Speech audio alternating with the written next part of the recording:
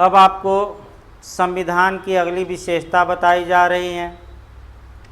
संविधान की या कॉन्स्टिट्यूशन की अगली क्वालिटी या विशेषता है कि हमारे संविधान में फंडामेंटल ड्यूटी या मौलिक कर्तव्य या मूल कर्तव्यों का समावेश किया गया है। पहला क्वेश्चन यहाँ ये बनता है कि जो फंडामेंटल ड्यूटी थी, क्या ये मूल संविधान में थी कि नहीं, कि बाद में जोड़ी गई? ये क्वेश्चन भी आपका कई बार बना है। तो जो फंडामेंटल ड्यूटी थी हमारे मूल संविधान में नहीं थी। अब ये समस्या आती है कि इसे जोड़ा कब गया, तो फिर याद रखिए मूल कर्तव्यों को 42वें संविधान संशोधन अधिनियम 1976 में जोड़ा गया। 42वें अमेंडमेंट एक्ट 1976 में फंडामेंटल ड्यूटी को जोड़ा गया।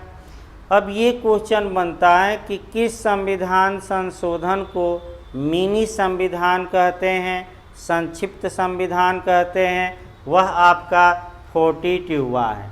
यानी कि 42वें संविधान संशोधन को ही एक और नाम देते हैं संक्षिप्त संविधान।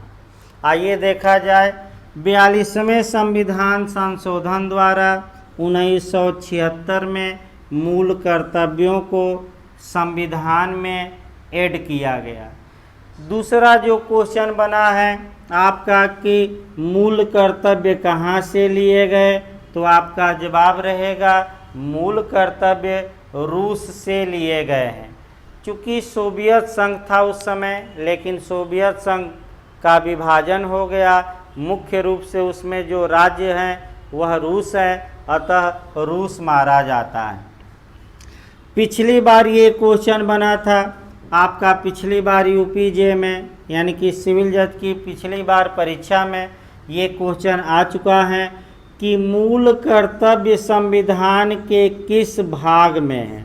अच्छे से याद रखिएगा, तो भाग 4A यानी कि मूल कर्तव्यों का समावेश संविधान के पार्ट 4A में किया गया है।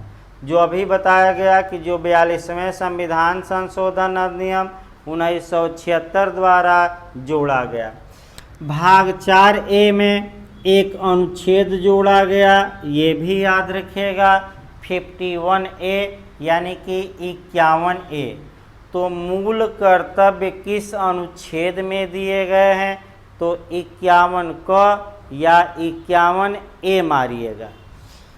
मूल रूप से जब जोड़े गए तो ये भी क्वेश्चन बिहार जे में पिछली बार ही बना है। देखिए इस जो मौलिक कर्तव्य पढ़ाया जा रहा है कहाँ से कैसा क्वेश्चन बना है आपको लगातार बताया भी जा रहा है। बिहार सिविल जज की परीक्षा में ये क्वेश्चन बना था आपका, इसको अच्छे से देखिए, रिपीट भी कर सकता है। 1976 में जब मौलिक कर्तव्य जोड़े गए उस समय कुल 10 मौलिक कर्तव्य जोड़े गए थे। यानी कि मूल रूप से फंडामेंटल ड्यूटी जो थी वह 10 थी, लेकिन एक फंडामेंटल ड्यूटी आपका बढ़ाया गया। तो बिहार सिविल जज ने ये पूछा कि वर्तमान में कितने मौलिक कर्तव्य हैं, अर्थात कितनी फंडामेंटल ड्यूटी है, तो आप 11 मारिएगा। अब अगला क्वेश्चन यूपीजे ने बनाया कि जो ये 11वां आपका मौलिक कर्तव्य दिया गया है ये संविधान में कब ऐड किया गया, अर्थात संविधान में कब जोड़ा गया। तो आपका जवाब रहेगा 86वें यानी कि 86वें संविधान संशोधन अधिनियम 2002 में ये 11वां मौलिक कर्तव्य जोड़ा गया। 86वें संविधान संशोधन अधिनियम सन 2002 को 3 अनुच्छेदों को एक साथ जोड़कर पढ़िएगा, यहाँ से क्वेश्चन बनते हैं। पहला नया 86वें संविधान संशोधन अधिनियम सन 2002 में भारत के संविधान में एक नया अनुच्छेद जोड़ा गया और वह अनुच्छेद 21A था, जिसमें कि ये प्रावधान किया गया है कि 6 साल से लेकर 14 साल तक के बच्चों का शिक्षा का अधिकार यानी कि राइट टू एजुकेशन अब एक फंडामेंटल राइट यानी कि मौलिक अधिकार होगा। इसी के साथ अनुच्छेद 45 को प्रतिस्थापित किया गया यानी कि अनुच्छेद 45 में जो बातें बताई गई थी वह पूरी तरह निकाल दी गई और नए सिरे से अनुच्छेद 45 को लिखा गया। यहाँ भी क्वेश्चन बन सकता है कि किस अनुच्छेद को 86वें संविधान संशोधन द्वारा प्रतिस्थापित किया गया, नए सिरे से लिखा गया, तो वह अनुच्छेद था 45। क्यों लिखना पड़ा? क्योंकि इसमें प्रावधान ये था कि राज्य 6 से 14 वर्ष के बालकों के लिए निःशुल्क या फ्री में शिक्षा की व्यवस्था करेगा, लेकिन 50-60 साल बीतने के बाद भी राज्य अपने कर्तव्यों में पूरी तरह विफल रहा। चूँकि शिक्षा का अधिकार बच्चों का आर्टिकल 21A में फंडामेंटल राइट हो गया, तो अनुच्छेद 45 की अब कोई खास आवश्यकता नहीं रही। तो 6 वर्ष से कम के बच्चे, 6 वर्ष और 6 वर्ष से कम के बच्चों के प्रारंभिक शिक्षा का प्रावधान अनुच्छेद 45 में किया गया है। जैसे आंगनबाड़ी केंद्र चलते हैं जहाँ के छोटे छोटे बच्चों को प्रारंभिक शिक्षा दी जाती है। तत्पश्चात 51A अनुच्छेद में 11वां मौलिक कर्तव्य जोड़ा गया, जिसमें ये बताया गया कि माता पिता और बच्चों के गार्जियन यानी कि संरक्षक का ये कर्तव्य होगा कि वह 6 से 14 वर्ष के बच्चों को स्कूल भेजें यानी कि शिक्षा की व्यवस्था करें। वैसे मैं बता दूं, सरकारी स्कूलों में वही बच्चे पढ़ते हैं जिनको भोजन नहीं मिलता। ज़्यादातर अच्छा जो भी लोग पैसे वाले हैं वो प्राइवेट स्कूलों में अपने बच्चों को पढ़ाते हैं। सरकारी स्कूलों की अगर हालत देख लीजिए तो आपका बद से बदतर हालत है। केवल भोजन के लिए ज़्यादा बच्चे वर्तमान समय में सरकारी स्कूलों में प्राइमरी में आपका जा रहे हैं। ये एक कह सकते हैं कि समाज के लिए घातक हैं। कई देश हैं जहाँ के लोग अपने बच्चों को सरकारी स्कूल में भेजते हैं, प्राइवेट स्कूल में नहीं भेजते। लेकिन भारत में व्यवस्था ही चौपट है, अर्थात अंधेर नगरी चौपट राजा और टके शेर भाजी टके शेर खाजा, यानी कि जिसको जहाँ मिले लूटे, इसमें कोई शक नहीं है। इसीलिए व्यवस्था बद से बदतर है, यानी कि सारे अधिकार किताबों में दिए गए हैं, लेकिन धरातल पर उसका प्रभाव देखा जाए तो प्रभाव ज़्यादा दिखाई नहीं देता। अगला क्वेश्चन ये बनता है कि ये जो फंडामेंटल ड्यूटी हैं ये किस समिति की सिफारिश पर जोड़ी गई?